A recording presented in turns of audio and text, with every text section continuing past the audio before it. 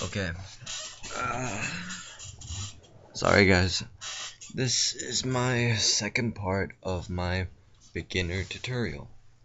This will show you how to move the rooks, the castles or rooks, and the bishops. This is a bishop. These are the starting points for the bishops on C1. It's like a graph. C1 and F1. Bishop, and for black it's vice versa, F8 and C8. And if you remember from our last video, the king starts on E1 and the pawns start on the second file.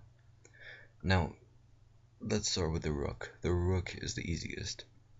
The rook can only move straight, or it can move sideways, but it cannot hop other pieces.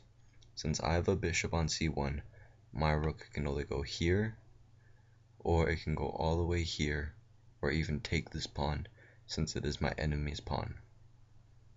Let's try that. We hopped all the way from here to here. This piece has a value of 5. A pawn only has a value of 1. So I wouldn't trade a rook for a pawn.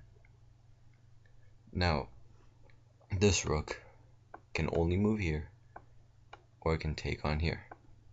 It cannot move suddenly here because it cannot jump over a piece. This piece is in the way, and this rook can move only down its files and its ranks.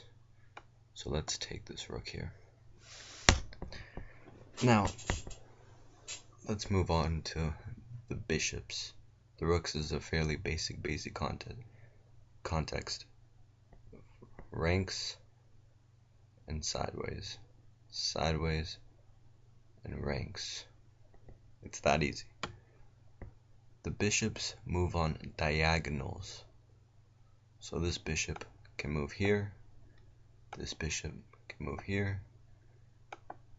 This bishop can move here. This bishop can move here. It's very simple. You'll notice this bishop,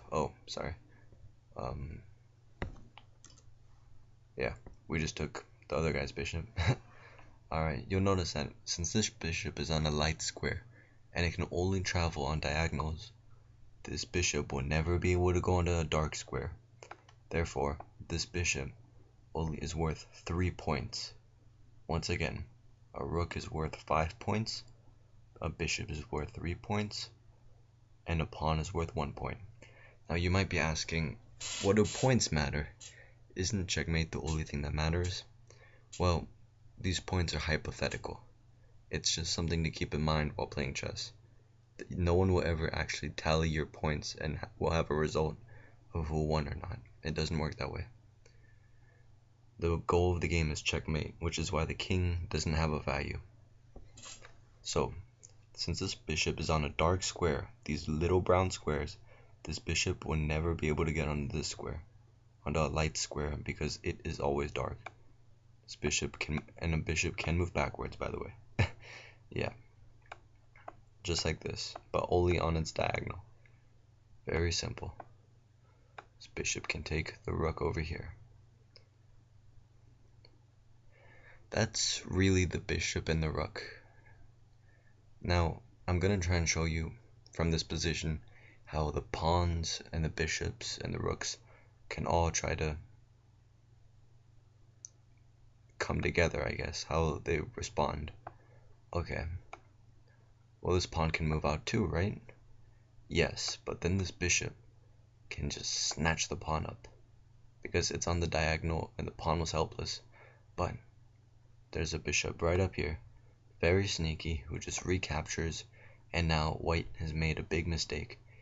He has lost a piece that is worth 3 points because he took a piece worth 1 point, which means white just lost 2 points.